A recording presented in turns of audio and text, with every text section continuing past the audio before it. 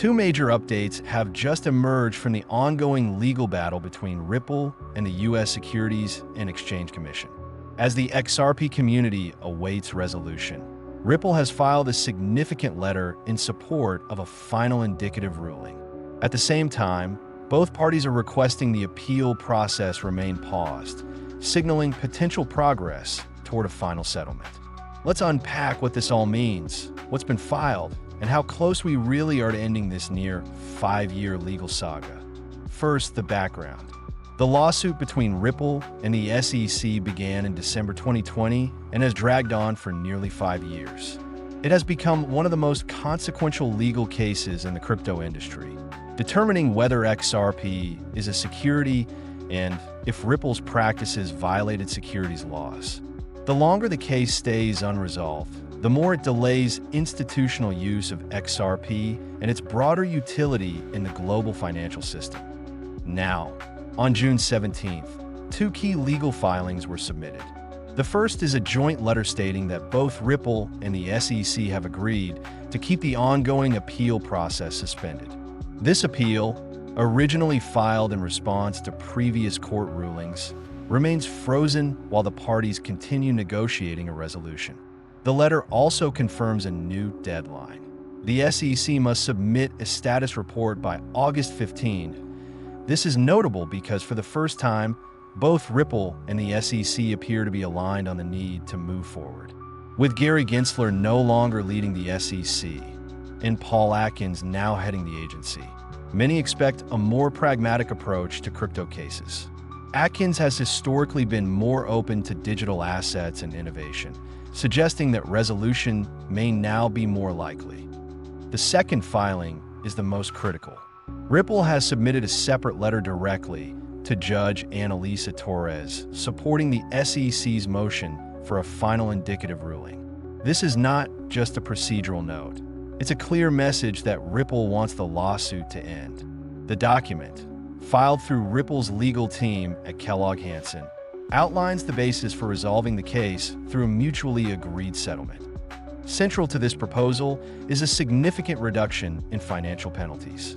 Originally, the SEC sought $125 million in fines against Ripple. Under the proposed agreement, that amount would be reduced to $50 million, with the remaining $75 million returned to Ripple from a previously escrowed account.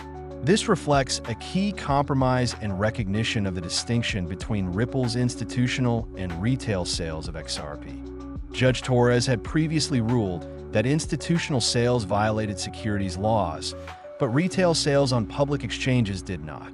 Ripple's letter reiterates that precedent, emphasizing the court's own distinction. By aligning the settlement with this interpretation, Ripple strengthens its case and increases the likelihood of judicial approval. Beyond the fine reduction, Ripple's filing emphasizes the real-world implications of a continued delay. The letter notes that with ISO 20022 financial messaging standards being adopted this November, the case must be resolved beforehand. Otherwise, Ripple and XRP risk missing integration timelines with banking systems that are modernizing across Europe, Asia, and the Americas. This timeline isn't just theoretical. Banks and financial institutions are actively preparing for ISO 20022 and require regulatory clarity around assets like XRP to proceed with implementation. Ripple's urgency is not just legal. It's operational and market-driven. Moreover, Ripple's letter argues that the SEC has already informally agreed to many settlement terms. It cites ongoing meetings between both legal teams and highlights the collaborative tone of recent discussions. The court is being asked to formalize these understandings into a binding resolution. This request also reflects a shift in tone. Ripple isn't pushing back, it's supporting the process. The company's legal strategy now seems focused on concluding the case, not contesting every aspect. And the SEC, under new leadership, appears more open to compromise. Still, one key element remains. The SEC's status report, due by August 15th, could be the turning point. If the report aligns with Ripple's letter, Judge Torres may issue a final ruling shortly thereafter. That would effectively close the case, ending nearly 5 years of legal uncertainty and opening the door to full-scale utility for XRP. The implications are enormous.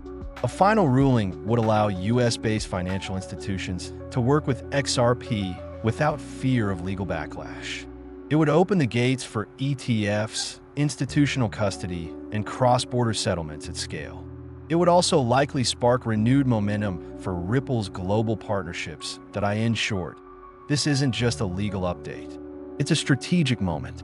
Ripple is not only seeking closure, but also signaling readiness to move forward within a regulated framework. The SEC's response and Judge Torres' ruling could define the next decade of blockchain integration in the financial sector. And with the vote on the Genius Act also scheduled for this week, which aims to regulate stablecoins across the US, the legal and regulatory landscape is shifting fast. Both developments could converge, clearing a path for Ripple Dollar and XRP to become critical infrastructure in the new digital economy. As the August 15th deadline approaches, all eyes remain on the court and the SEC's next move. But for the first time in a long while, both sides appear to want the same thing, a conclusion. Whether that comes by mid-August or shortly thereafter, one thing is clear. The lawsuit that has shadowed XRP for nearly half a decade may finally be ending. Stay tuned. We'll continue to follow every step and bring updates as they happen.